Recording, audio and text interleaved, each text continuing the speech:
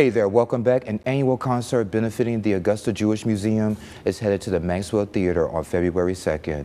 Russell Joel Brown is here to share more about Over the Rainbow. It's a celebration of Jewish singers and songwriters. It's great to see you. Thank you. I'm glad to be here. Yes, sir. Let me shake your hand. You're famous. I saw your commercials all over the place. I said, I got to have you on the couch. I'm glad you did. Yes, sir. You did. No problem. So back to the Maxwell Theater. Kind of tell folks what we can expect. Sure. So I'm excited to be sharing this music because as I started researching for the show, there were so many artists that I loved whom I didn't know were Jewish. Yeah. And so, you know, I think that one of the ways that we're going to become a better world and a closer world is to learn more about each other, and what better way is there than music?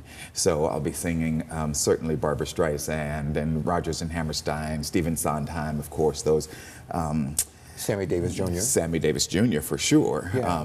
Those people we all know are Jewish, but what about Steely Dan and Christopher Cross and Jim Croce and James Taylor? I mean, so many of the songs that I were on the radio when I was growing up, I'll be singing those. So I'm very excited about it. It's 23 songs in an hour and 10 minutes. So how were you able to choose just those 23 songs? I'm pretty sure there's a lot more songs you could choose from. It was so difficult because there were so many. I started out with 64 songs that I wanted to sing. But there's just no way. I mean, we'd be there all night. So, but that's a good thing. No, it would be a good thing, except I don't know if the band would allow that. But speaking of the band, I have a 6-piece band, the same instrumentation that I used for Mozart to Motown. And so that's Linwood Holmes, and he's assembled a killer band for the show. And then Dr. Rosalind Floyd will be on the grand piano. So one of the things that I'm most looking forward to with the show is that, so at the Grover Maxwell, we've all been there. I started going there probably when I was 4 or 5 years old. But this will be the first production that I have employed all of the technical elements that are available there. And they have revamped the theater. There's so many things that are available there now that were not available before now. So, for example, there are these all projections. And so I have never worked with projections before. So there are 2 screens on either side of the stage, but there's also a huge screen that is almost the width and the height of the proscenium.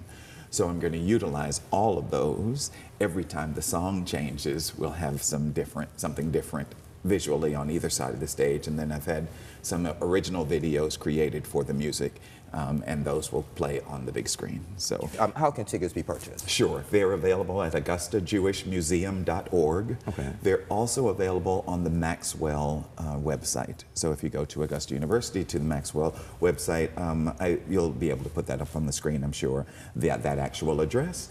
And you can also mail in, but I mean, it's probably easier to just do it online. And that's AugustaJewishMuseum.org, and the tickets are available right now. We've been on sale, I think, since the beginning of December. And the goal is to sell out all the tickets? Yes, the goal is to sell out and to raise money for this very important museum. You know, I was just talking about our becoming a better world. Well, how will we be closer to or be more understanding of other cultures if we don't learn about those cultures? Absolutely. And all of the cultures of the world come with these millions of people.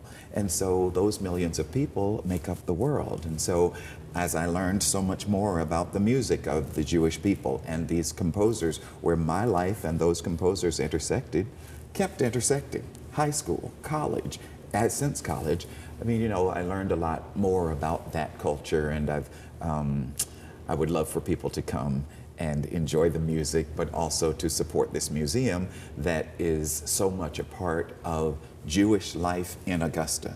And they're celebrating that, but of course it takes money. Absolutely. To do that, and so we're raising money for that. Raising money. One more question. What's next for Russell Joel Brown after this? So it's interesting. I have just come back to Augusta from a short stint in New York, and I have been trying to decide what's next. And I think it's going to be me producing more shows myself. So there are lots of theatrical properties that I would like to bring to Augusta that have not been seen on Augusta stages. And I have a few more tricks up my sleeve for concerts and for continuing to support nonprofits. So I've raised money for the Jesse Norman School, for the Colton Ballet, for the Lucy Craft Laney Museum. I mean, I've raised money for these institutions, and there are plenty more here that I'd like to support. So I think that's what's going to be next. Now, the next project, got a seat for you right there, okay? Fantastic. Thank you. All right, no problem. And we'll be right back.